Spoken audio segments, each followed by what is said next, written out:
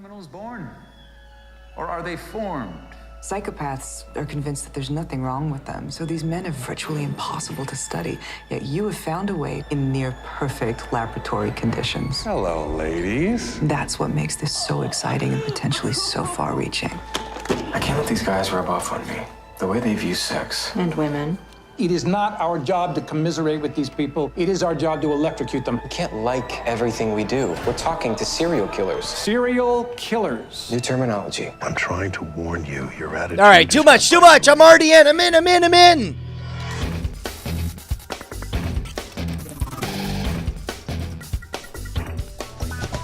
Welcome to Cordkillers. Our mission to report the intel from the front lines of the cord-cutting revolution so you, my friends, can be a serial cord killer watching the shows you want, when you want, where you want, on whatever device you want. I'm Tom Merritt. Hey, man, I'm Brian Brushwood. More importantly, what was that we just watched at the opening there, Bryce? That was the trailer for Mindhunter. It's a new period piece coming from Netflix in October about the original study of psychopaths. Is it based on a true story or inspired by a true story? It's based off of a novel. I know we reported on it when it was announced in January, I believe. Okay. So it's based on a novel. I don't have all the exact information. It's based on the fact that serial killers are a thing. They exist. Yeah. Man, did they hate cereal. The podcast. Hey, joining us again today, we have Andy Beach, author of Video Compression Handbook, back on the show. Good to have you, Andy. Hey guys, how's it going? Heck yeah, man, dude. Good to see you. Yeah, great to see you guys. I'm super into that Mindhunter trailer. I saw it, I think, over the weekend, my wife and I, and it's like, I can't wait for it to come out. I'm pretty jazzed about it. So you have to subscribe to a service called Netflix to get that? Do I have that right? I've heard of it. I'm not sure if that's on my cable, so I'll have to look into how to get that. Actually, that's why we do this show, so that I don't have to make statements like that, because I actually know what's coming down the pike. And we're going to talk about not only Netflix, but the battle with Disney. Forget Netflix, HBO. That's old news. That battle's over, Brian. It's Netflix v. Disney now. What? Primary target. I thought they were on the same side. What a twist. It's to Disney. So Disney announced it is buying a majority stake in BAM Tech. You may have heard us talk about this before. They used to be called Major League Baseball Advanced Media. They're a streaming video company founded by Major League Baseball. They power services like MLB, but also other sports other sports leagues like NHL, NHL, as if I didn't know it was the National Hockey League. They do HBO Now's back end. Disney also announced, because they're now a majority investor in this technology, they plan to launch an ESPN-branded streaming service in early 2018. This will be with broadcast not aired on the ESPN cable channels, so it's not like they're replacing ESPN as you know it. It's a supplementary service, at least to start. But the big one regarding Netflix is that Disney and Pixar, Disney-owned Pixar, are going to combine for a streaming service in 2019, and Disney says it will not renew its agreement for Netflix, for Disney or Pixar movies and TV shows on the Netflix service at the end of 2018, although Netflix still in negotiations over Marvel and Lucasfilm content.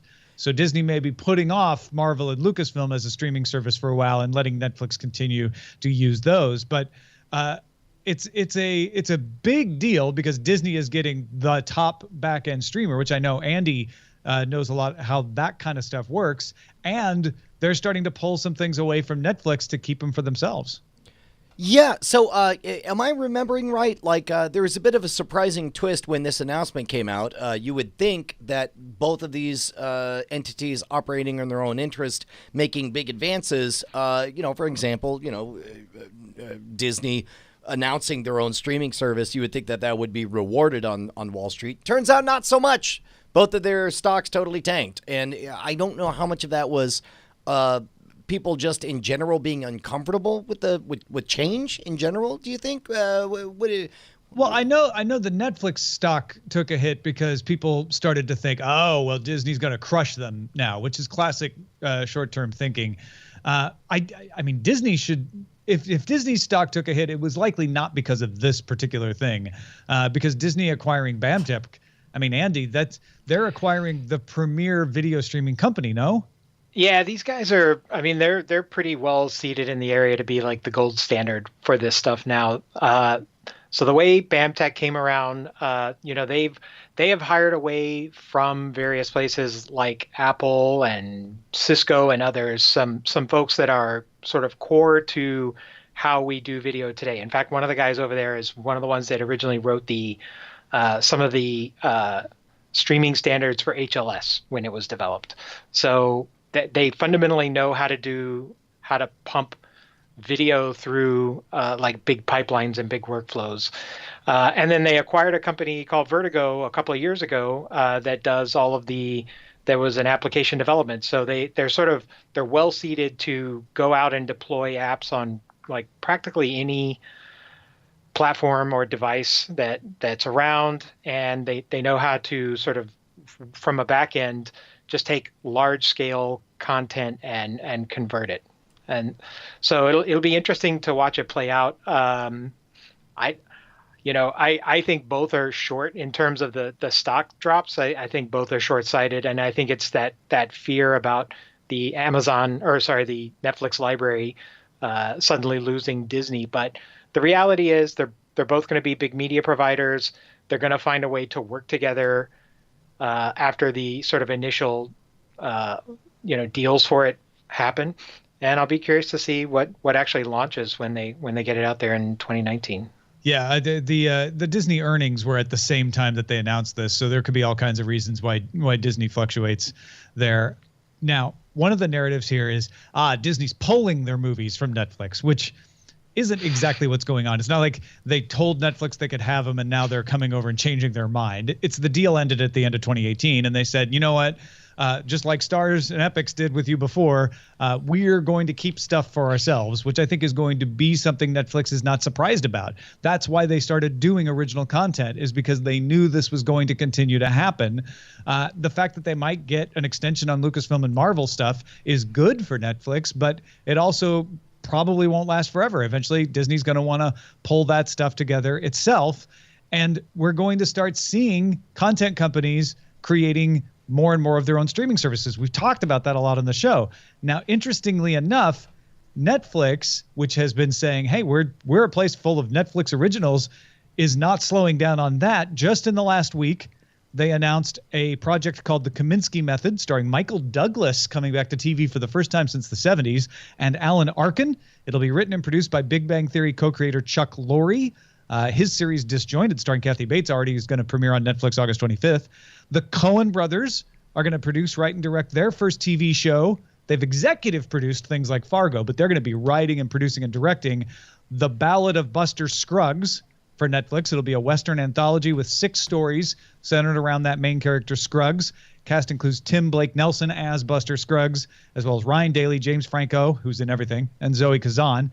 David Letterman has agreed to host 6 episodes of a talk show for Netflix to arrive in 2018, hour-long, with long-form interviews, 1 guest per show, and a bunch of stuff shot outside the studio. And then Shonda Rhimes today, speaking of Netflix versus Disney, announced that her production company Shondaland signed a multi-year deal to produce new content for Netflix. Rhimes told Wall Street Journal, "I'm thrilled by the idea of a world where I'm not caught in the necessary grind of network television." Brian, pulling out the big names, from old big names like David Letterman right up to hot new creators like Shonda Rhimes. Yeah, and not only that, doing so in a very savvy method where it's like, if Netflix told me that they were bringing back David Letterman in a nightly kind of night show format, it really would have felt like a hollow echo of what he was doing before. But the idea of David Letterman doing a Charlie Rose, doing some kind of inside the actor's studio level of hour-long deep dives with people, I'd say I'd pay to see that, but what I mean is I'll enjoy it for free because I already am subscribed to Netflix. You won't have to pay any more than you're already paying. Correct. Exactly. I've already paid for that. Now give it to me. So what do you guys think of this? Again, people are casting it as Disney versus Netflix. I've been saying it seems like Netflix has gone from trying to be HBO before HBO is them to trying to become Disney before Disney becomes them. Okay, so in many ways, what we're seeing is an echo of what we already saw when Starz pulled their content from Netflix. I don't know if you remember this, but one of the few times that both of us covered CES back in the day, we went to the Showstoppers, and Starz had a booth, and we're like, oh my God, I love all your content. I watch it on Netflix all the time. And there was this kind of cringy, like, oh, yeah, about that. That's not a good deal for us. We want out. And we're like, what? But you're getting all these people. And they're like, yeah, but we're making no money. And so, Starz left, and so Netflix grew, and they started to invest hundreds of millions of dollars into bringing us all kinds of outrageous content that we've fallen in love with since then. We're seeing the same thing. We're seeing the same thing. Granted, it's with a much bigger player, but there's nothing about Netflix's track record that leads me to believe that what they provide won't be just as good. Yeah. Yeah. No, this is one of those things where it's like the change is great. Like, this is not to say that they get complacent with having the Disney stuff, but with the Disney, when they know the Disney things are ending, it sort of becomes incumbent on them to find even more compelling content to put in there. And I mean, the lineup you just put out there is amazing. Like, I'll be tuning into all of that. So yeah, it'll be fun to watch kind of play out. Build on what Brian and Andy are saying. Netflix doesn't care about a Disney deal, except that in the short term, it helps beef up stuff. It might bring in some people to watch Moana, but their long-term strategy has not relied on third-party content for a long time. If you think back, Netflix is very good at anticipating the next threat far in advance. They are not short-term thinkers. DVDs were going to die, and Netflix started instant streaming at a time when people said streaming video, there's not enough bandwidth, nobody's going to do it. And it saved them because, we're going to hear later on the show, Amazon closed their DVD distribution. But everyone thinks of Netflix as a streaming thing. Content makers were pulling back catalog, and everybody said, this is going to be it for Netflix. All the content makers are backing out. Netflix had already been developing originals. They already had started their plans to expand internationally so that they weren't reliant just on domestic subscribers. Now, content companies like Disney starting to realize, hey, we can monetize this stuff. And our advantage over Netflix is we have other businesses. We have theme parks. We have movie studios. We have merchandise. And granted, Netflix can be a movie studio too, but they don't have theme parks. They don't have merchandise. Well, here we go. Netflix acquiring Miller World recently, a merchandise and comic book company. Expect more of those kind of acquisitions as Netflix prepares for this next threat.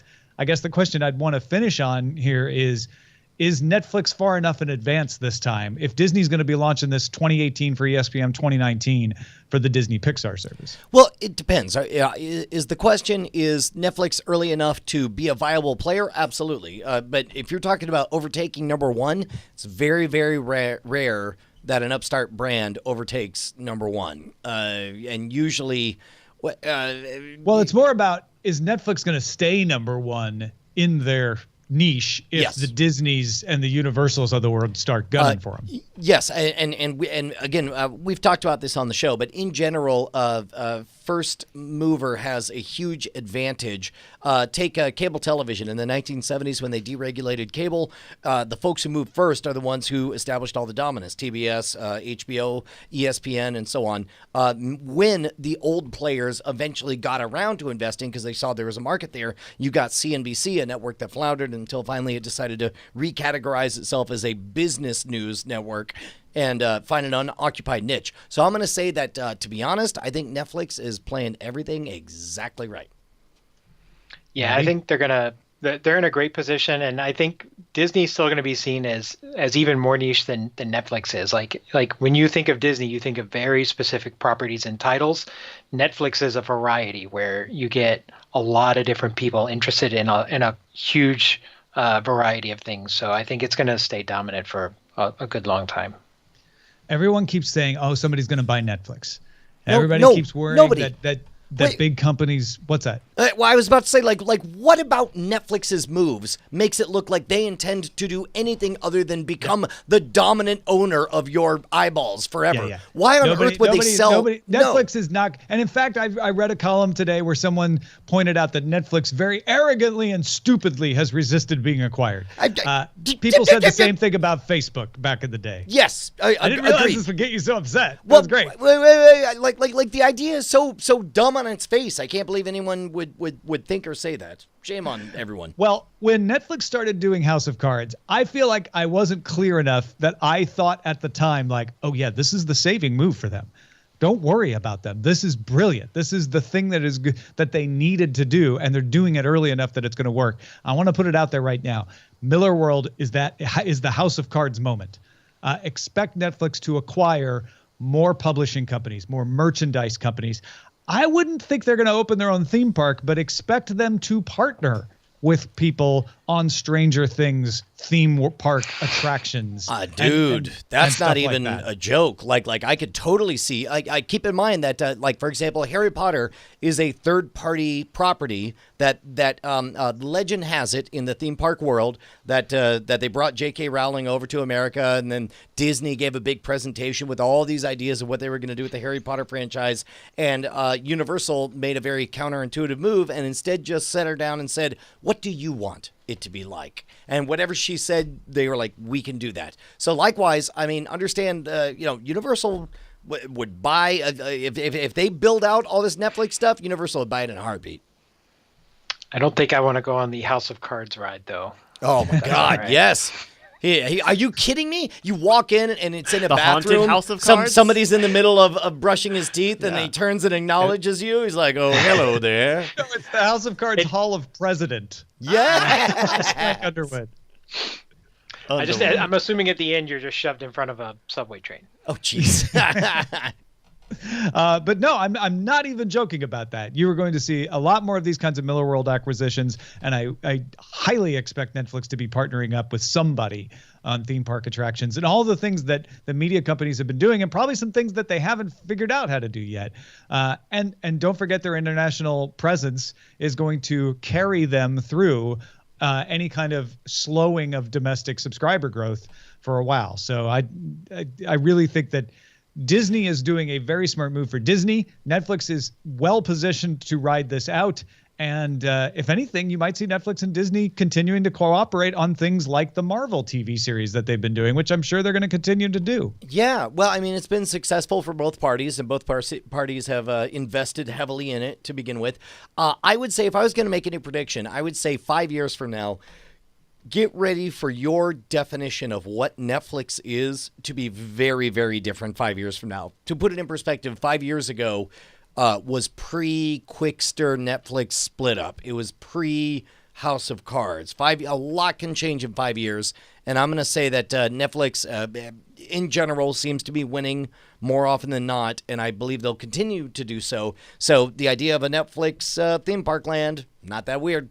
Yep. Even if you have to stretch it a little more than 5 years, the point is still well taken. Yep. Hey, thanks everybody for supporting us on Patreon. It's the only reason we're able to continue to do this show and keep you guys up to date on what's happening with all of the companies that are making the stuff that you want to watch and how you can get access to it. Patreon.com/Cordkillers is the place to go if you have not supported us yet.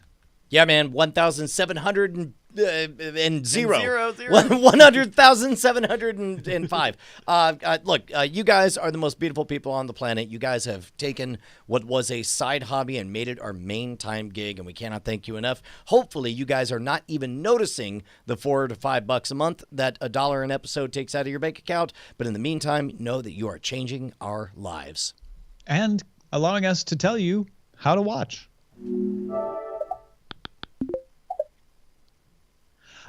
New way to watch things is Facebook. I mean, you could already watch things on Facebook, but Facebook's rolling out a new version of its video section renamed Watch.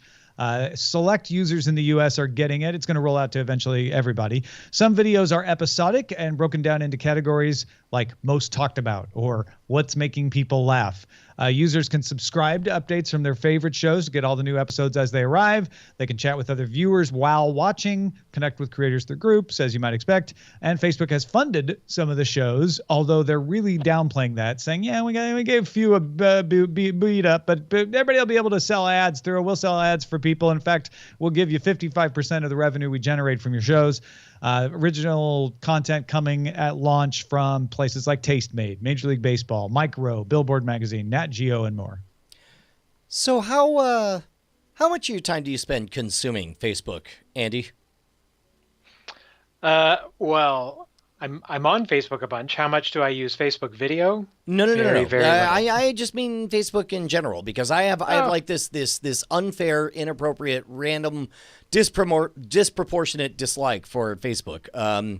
I have a 6-year-old and a wife. I see lots of commentary and feedback and things, so I'm constantly hopping on and off of it, but I never spend more than about 30 seconds at a pop on it, and then I'm back off. So I probably use it 50 times a day for 20 seconds each. That is amazing, and I'm sure that all Facebook just heard was 50 opportunities to get you to stick around longer. All right, we can work with this. Yeah, so you're saying there's a chance. Yeah, that we can exactly. Get you to watch some video. This is interesting because I say always that I don't use Facebook, but more and more I find myself doing a little bit of what Andy's talking about. Like, oh well, I'm going to message my wife's cousin and thank him for inviting us out to his daughter's debut on the weekend and telling me he did a great job. I'll go into Facebook because I don't know his email address. I want to see a picture of my dog at doggy daycare. I'll go to Facebook because they have a group there and they don't post the pictures on the webpage. I mean, things are just located there. And so you end up going into it more and more often. And like you say, Brian, this is a chance to say, hey, wouldn't you like to watch this new cool thing from National Geographic? Would you like to watch this live baseball game from Major League Baseball? I mean, that's the kind of stuff that's going to be there. What do you think is going to have to change for Facebook to be synonymous with at least the mental picture of watching stuff on there? Because it's not a lack of spending money. It's not a lack of them spending goodwill and capital towards it. I mean, they certainly have been trying for 5 years now. But there's something about it that all I think of when I think of Facebook and video is I think of silent autoplay videos that I wish weren't in front of my face. Like have they harmed their own brand in that regard, do you think? Is there a way to get around it? Should they open up a new service and maybe divorce it in name only from Facebook? If I were Facebook, I would say that's what we're doing here is answering that by funding professionals to make really good video and changing the name of that section.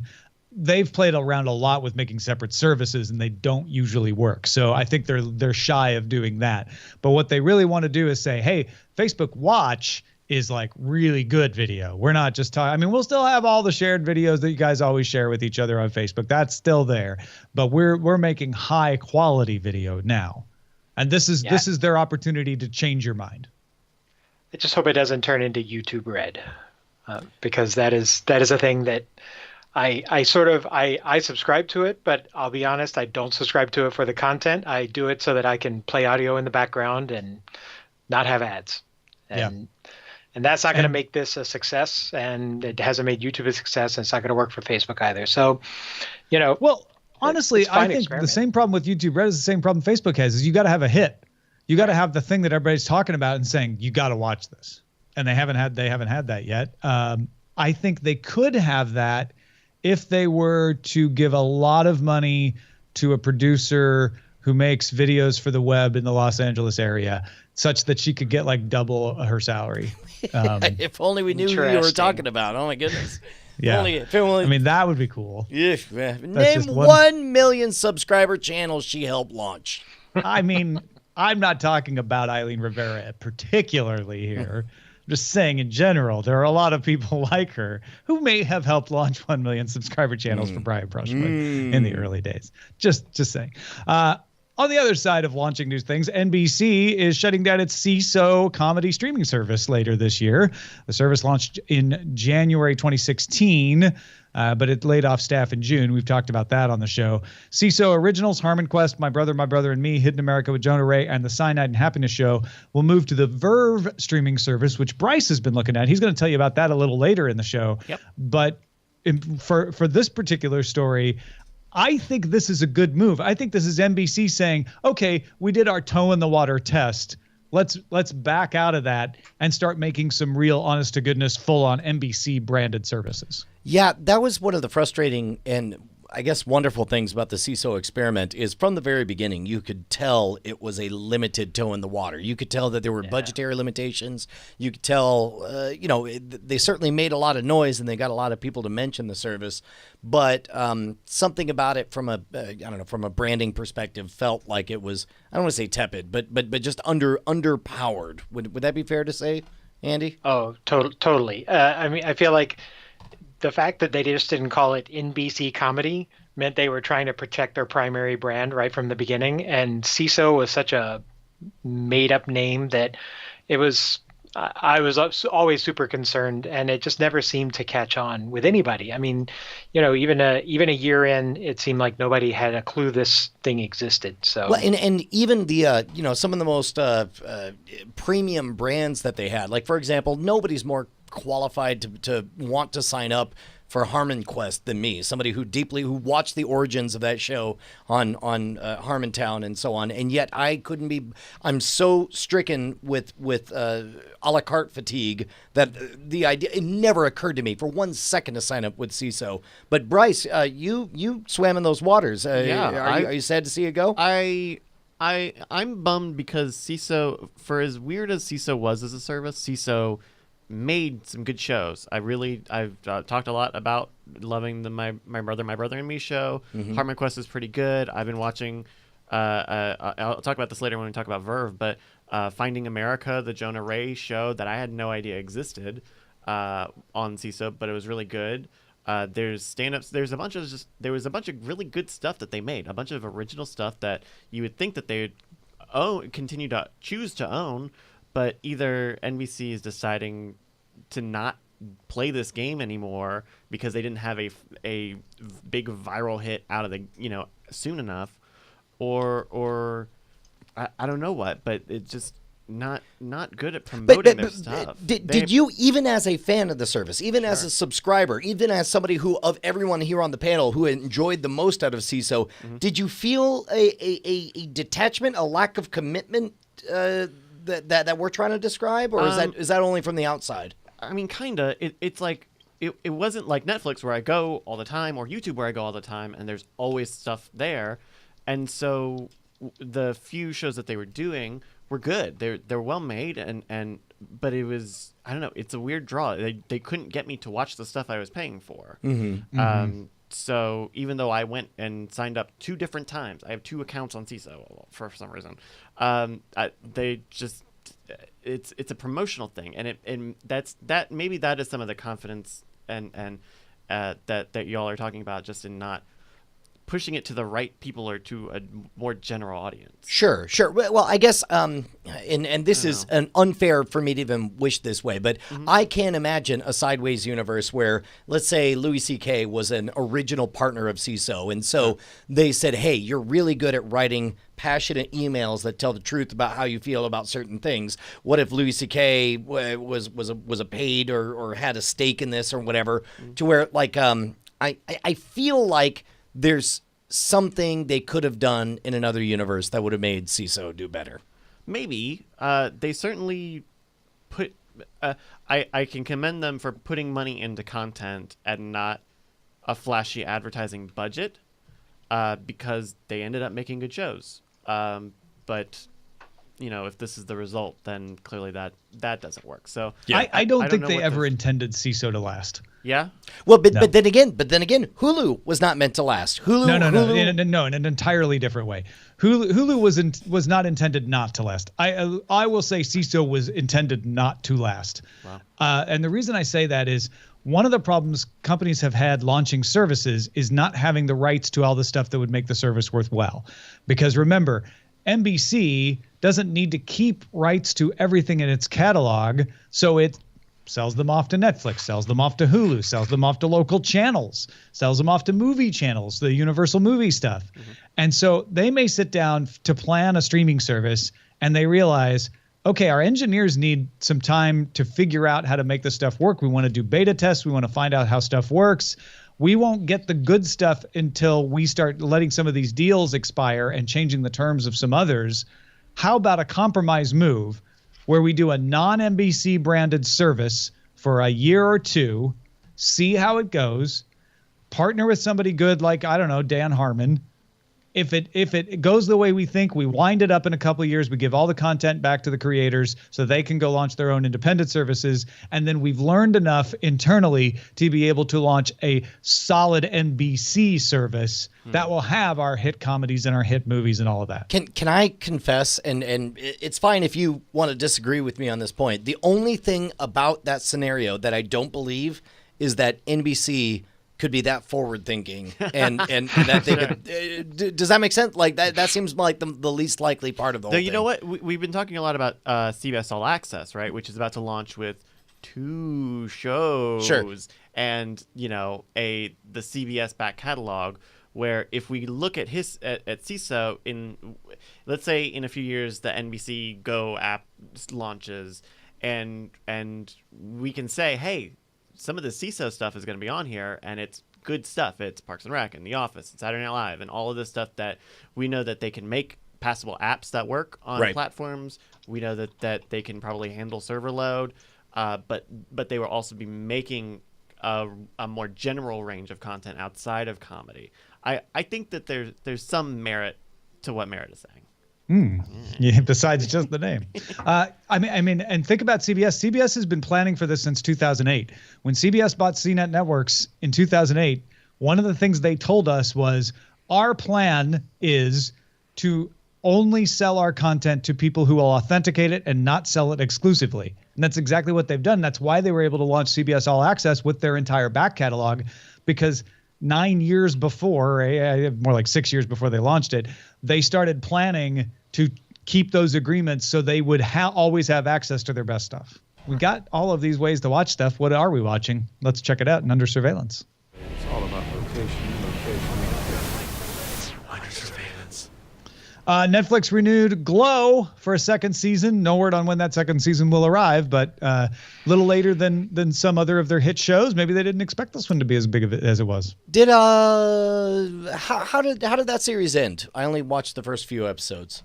Spoilers, jeez. Yeah. I haven't watched the ending. Did the girls actually glow by the end? Were they luminescent? Yeah. Okay. They were full on glowing. Yeah, I thought it was great. I watched the whole thing when it came out, and then immediately turned around and watched the documentary they had with it. So the documentary was kind of crazy, man. It was like it was awesome. It was as though it when you listen to select parts of the documentary, I remember thinking like, what are the odds that they just handed this documentary and said, yeah, that's the show? It's so on the nose on some of the stories. The Crown returns to Netflix December 8th. It will be the last season with Claire Foy playing Queen Elizabeth II. They plan to jump ahead in time, and so they need an older person to play the older version of the Queen. Michael C. Hall and Jodie Balfour will be in this season playing John F. Kennedy and Jackie Kennedy. I know you are in love with this, right, Tom? Great series. And obviously the content is liable to make me like it, but I am told by people who aren't predisposed to like stuff about the English monarchy that it is really good too. Is this a prequel or a sequel to The King's Speech? It is a sequel, actually, to The King's Speech. All right. Almost directly. Right on. Yeah. Sony announced that Silver and Black, a Spider-Man Cinematic Universe film, will be coming out on February 8th, 2019. If you didn't catch it, Venom is arriving October 5th, 2018. So this is part of the proposed. There was chatter we were hearing, especially with the curious deal with Spider-Man kind of being in the Marvel Cinematic Universe and so on. There was talk about Sony. It's like, well, we have Spider-Man, and that means we can have all of the. We can create a supervillain backstory thing. Is that part of this? That's what it seems like. Oh, although Silver and Black won't be about villains; it'll be about heroes. Well, no. Black Cat was always in that middle ground. On the fence. She was fairly villain-like. Yeah. Yeah. And then comedians Jessica Williams and Phoebe Robinson are bringing their hit podcast Two Dope Queens to HBO as 4 one-hour comedy specials in 2018. A growing trend of HBO finding good quality podcasts and turning them into HBO specials.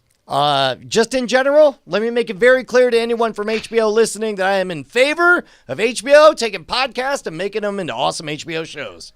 Yeah, well-funded, awesome HBO shows. It's a good idea. Hey, let's talk about what we're actually been watching. Starting with you, Andy. What's been filling up your eyeballs? I'm on Rick and Morty big time since it's come back and loving it. I just finished Ozark. What else have I been watching? On Hulu, they had a one-season show called Pure that was described to me as Breaking Bad in the Mennonites. So I gave that a try, and it ended a little flat, I think, but I enjoyed it while it was around. And then this weekend I saw Detroit at the theater. I thought it was amazing. Okay, so going in reverse order. First of all, I've heard nothing but universal astonishing praise for Detroit. Yeah, it was pretty amazing. It's not a comedy. You're not going to walk in there and like. I was very tense the whole time. Like it has lots of high tension, and you're very uncomfortable. And then I was kind of exhausted when I walked out, but in a good way. And going backwards, Ozark, yeah. Ozark. Yes, so I know. I need to watch so Ozark. Okay. Oh my God, you gotta get Tom. on that. You don't even know. You don't even know how bad you got to watch Ozark. We need Anything a else? special library watch where we don't watch it with Tom. We just all watch Tom watch it for the first time. He FaceTimes us, and we'll just FaceTime watch him. Nice. Brian, what have you been watching? All usual suspects: Preacher, Firefly, Rick and Morty, Game of Thrones, and I finally admitted to myself, like I was telling myself I was a guy when he was bored who would watch Last Week Tonight with John Oliver. But now I think I'm just a Last Week Tonight John Oliver watcher, which is just different. the guy who watches Last Week Tonight with John Oliver. All right. That and there's a new Plinkett review. Mr. Plinkett reviews Ghostbusters, and he is unkind to say the least. Not shocked. It's amazing. And he's unkind, like personally. I am shocked to see anyone go after something as culturally radioactive as the very act of not liking Ghostbusters. In some way means you did or did not vote for, this politician or whatever. To take that territory on and instead only fight your battle on the comedy chops of it. He, by the way, spoiler alert, he puts everything at the feet of Paul Feig. He is and he is harsh and complete in his indictment. That and the. As he put it, the crass, or that's not the right word. Basically, the gross number of commercial tie-ins that Sony Pictures is guilty of, and he does a great job of sketching out, what a disaster it is for the movie. That's why I like Mikey Newman. Yeah, Just makes me feel better about the world. I don't know. I have been watching all the same things that you've been watching, including, in addition to, I have been watching Twin Peaks, of course, to do the Damn Fine podcast with Ron Richards.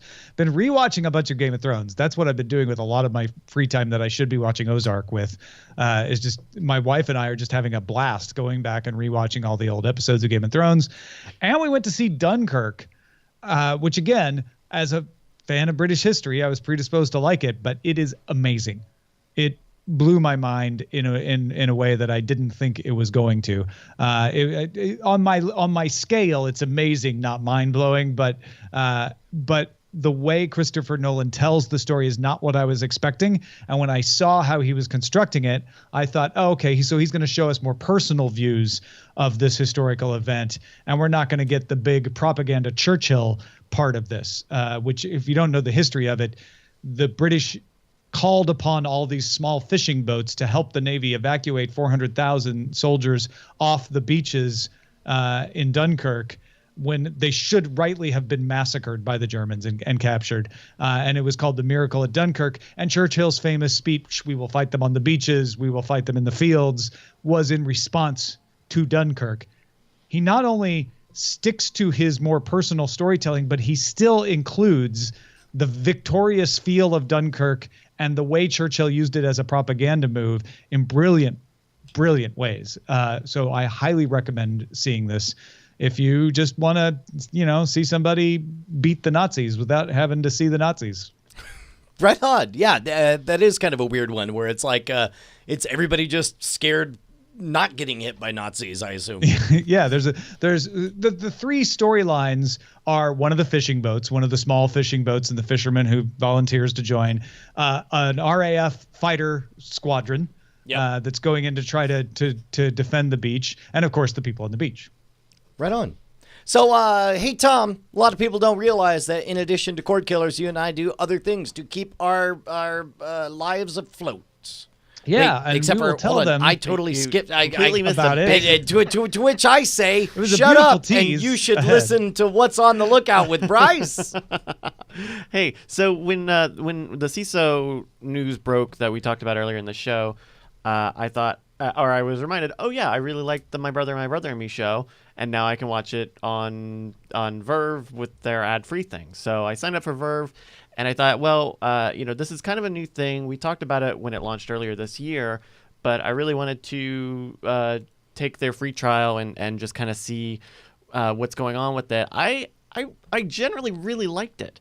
If you don't know what Verve is, it's like a niche content aggregator. So it's got stuff from Crunchyroll, which is the big thing, and it shares a parent company with Crunchyroll. But it also has Rooster Teeth and Nerdist stuff, Mondo, Geek and Sundry, Funimation for dubbed anime.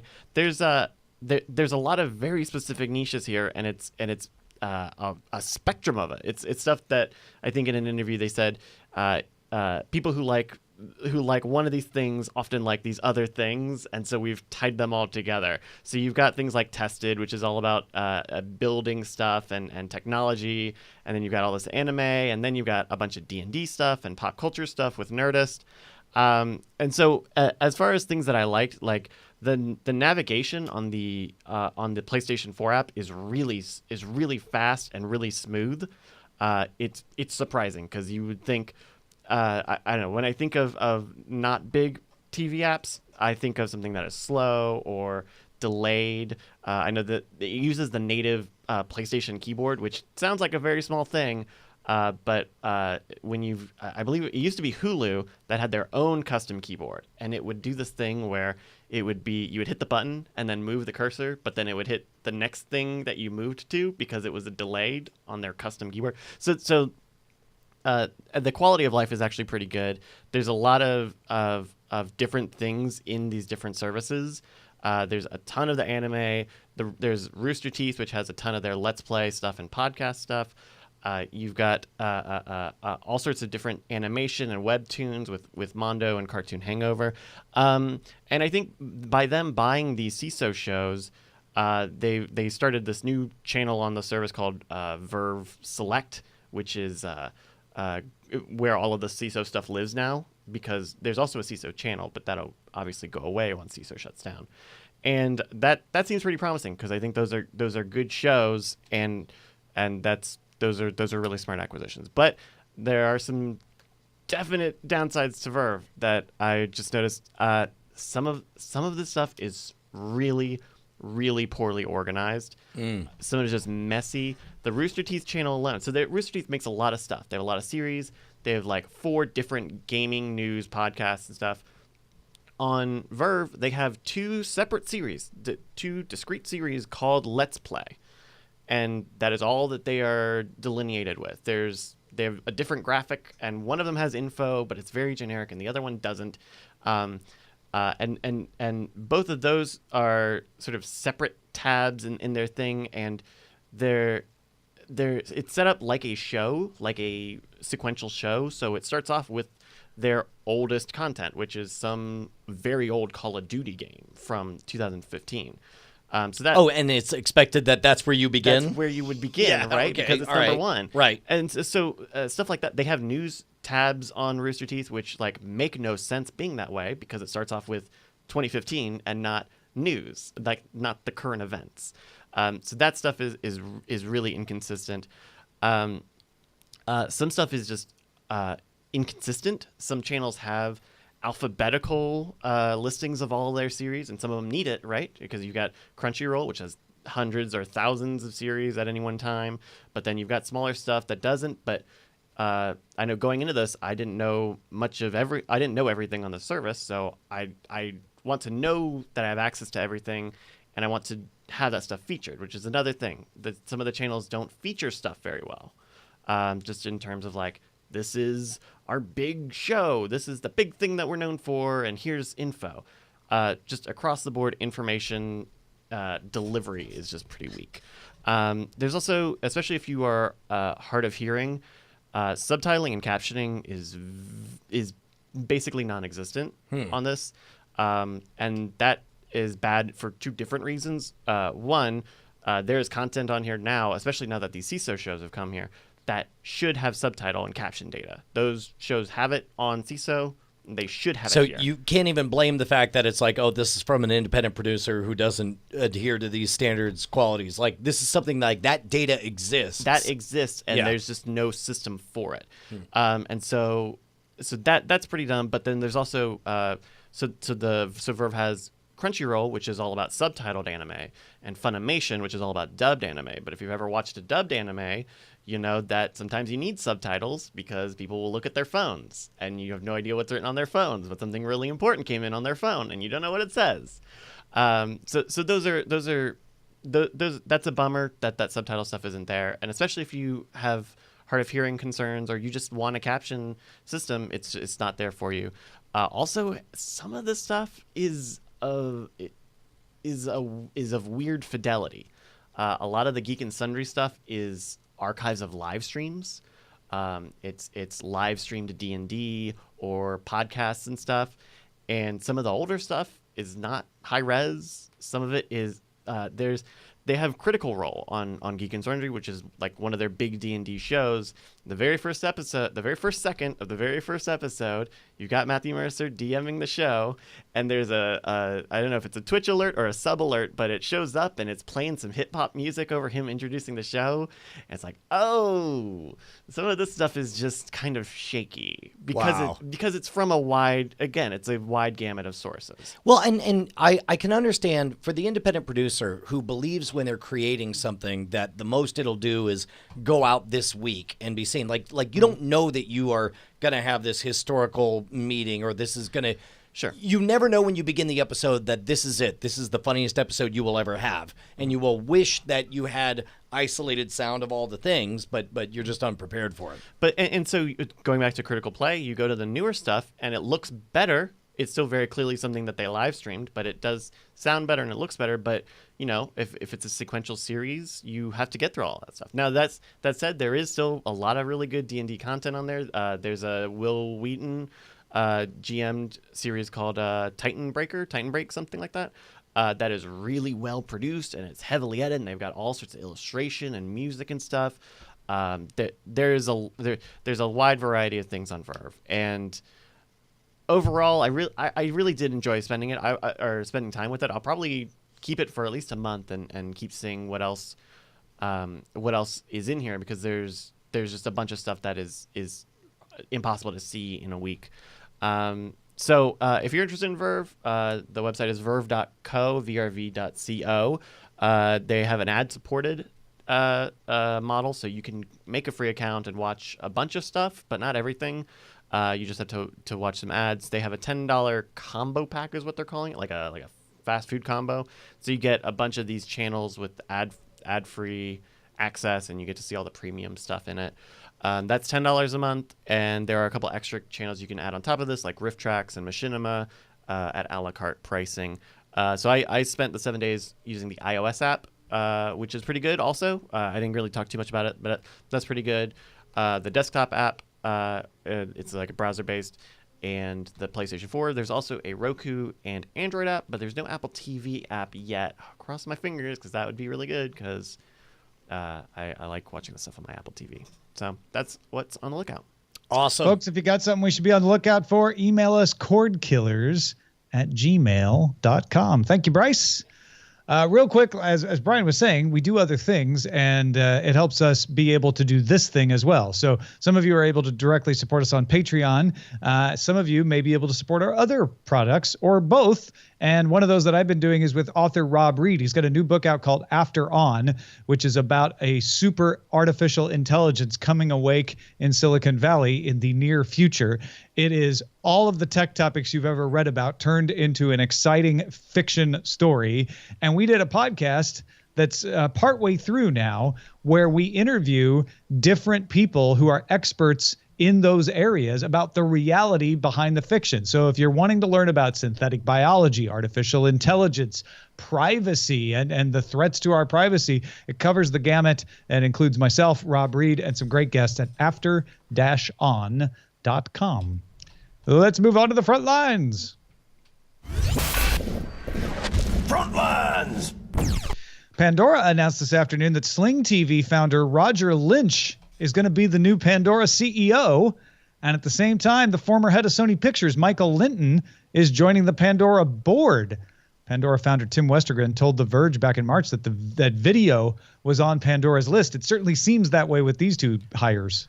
You know, it's not the nuttiest idea I can think of. Pandora, in addition to having a strong position in terms of music listening up against Spotify, but also Pandora was one of the leaders, and I forgot what it's called, like the Music DNA Project, where Music Genome Project. Yeah, the Music Genome Project. If they could apply that similar thing to video, and basically that's an opening that they could outdo YouTube. YouTube, of course, is king with their algorithm designed to suck you in and keep you watching, and I'm sure Facebook is doing the same thing. If Pandora had some kind of skills in that place, I think they could surprise everyone. Imagine Pandora not doing just a video playlist, but we know what you're watching. Here's the next episode. Yeah, or on top of that, like we know what you are hungry for after having watched this 20-minute review. I don't know. There might be something to surprise us there. Meanwhile, Robert Kirkman's Skybound has a new deal to create TV projects for Amazon Prime Video. Kirkman, of course, has Walking Dead on AMC. He has Outcast on Cinemax and a film version of Invincible headed to Universal. So we're not sure yet what Kirkman might bring to Amazon. Don't care. Just love me some Robert Kirkman. Yeah, Amazon building up its own stable over there. Netflix isn't the only one. Variety reports Michael Sheen and David Tennant have been cast in the lead roles of an Amazon BBC co-production. It's a 6-episode series based on the book Good Omens by Neil Gaiman and Terry Pratchett, premiering first on Amazon Prime, then on BBC in the areas where Amazon Prime exists, and BBC gets it everywhere else. Meanwhile, Amazon is shutting down its DVD by mail service Love Film on October 31st. Subscribers will get a discount on an Amazon Fire TV stick, which I'm going to say, pretty good deal. Pretty good deal. Yeah. As long as you have internet. Yeah. Roku and RCA announced a new lineup of Roku-enabled HD TVs. A 32-inch model costs you $250, 43-inch model's $380, and the top-end 50-inch model is $500. All three models available now. Andy, are you overly fond of TVs that have Rokus built into them or not? I generally like separate devices so that I can upgrade the devices a lot more often. I mean, I actually just realized my 1080p LCD primary TV is 10 years old officially now, and I've had probably 30 different devices plugged into it in those 10 years. So, nah. Yeah. Vizio added the Google Play Movies and TV app to its Via Plus and D-Series smart TVs. It recently added apps like Netflix and Amazon. I got to tell you, man, I've been historically down on televisions with that stuff built in, but I think we're just at a place where we're swimming in so much high-speed technology that I'm okay with it being a built-in service. I mean, if my TV, if the apps can last as long as my TV, I'll be fine with it, and that's possible now. Yeah, agreed. Maybe not as possible with these cheaper versions. I don't know. We'll see. Time to check some dispatches from the front.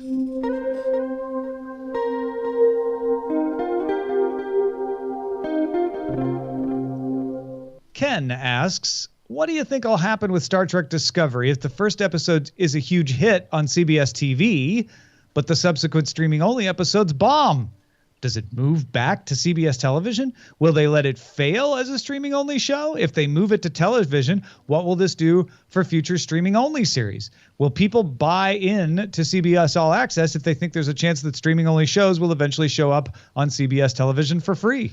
I wouldn't worry too much about that possibility, about that brand damaging type of thing.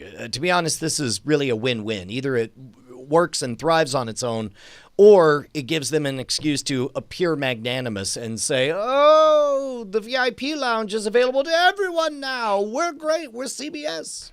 Yeah, I don't think they take it back to air necessarily, because a lot of people will have already seen it on All Access, and so you're not going to get as good of a ratings bump.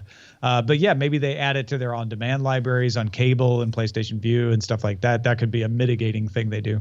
Yeah. Joe writes us saying, morning, Tom and Brian. Last show, Mikey Newman made a great point that I wish I would have moved into a discussion. His comment was that following the conversation of how CBS moves its properties around like pawns, Mikey said he didn't feel like it respects the creator of the art.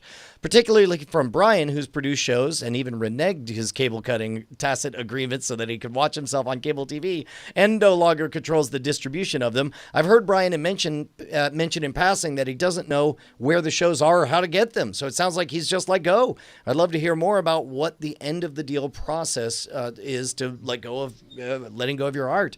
I mean, a lot of that stuff is out of our control. Well, and I think that's the I think that the idea of building your own art is a luxury good that only happens later in your career. Once you're there's three types of talent. There's emerging talent, there's proven talent, and then there's unproven talent, right? So what you want is if you're spending money and investing, you want emerging talent, something that's fairly cheap, but that will work very, very hard for you. And I think Scam School and hacking the system happened during my emerging talent phase, so it never occurred to me that I should even try to own any of that stuff. It's like clearly I am establishing my chops and I'm getting out in front of people, so that's fine. Now, now in an age where we're starting to do, Modern Rogue, of course, is building a robust back catalog, and at the age of 42, I'm very, very aware of ownership of all that stuff, and I want to hold on to it because it is the kind of thing that if the trajectory for Modern Rogue continues to go as we hope it will, maybe that back catalog suddenly becomes something that we could sell all at once to the next SeeSo or something like that. And for if you're in broadcast TV or network TV, all of that stuff gets heightened way more. You're in less control. Yeah, not even the director, the person or the showrunner, as Dan Harmon famously found out. He doesn't own it. If you're lucky if you have a piece of all future revenues derived from it, but at some point, no one person owns any of it, and I think that's part of the deal going into it. And to be honest, it's also part of the thing that has me so excited to work so hard. Building a studio, building the infrastructure, building a team of producer editors I'm very much hoping that Modern Rogue can be that kind of Adam Savage tested kind of thing 5 years from now. I'm curious if Andy, if you've got any perspective of this from your end of the industry. Yeah, no, I don't think I touch into it much. I feel like the closest I come is in the writings I've done, and those tend to be so technical that you're going to publish it and then you kind of put it out there and then it belongs to somebody else. And the best you can hope, like the way I've learned with my writing is I'm basically doing it and giving it away for free. And when someone has a question, they come to me to ask me the question and clarify it. And that's where I have opportunity to work with them in more detail.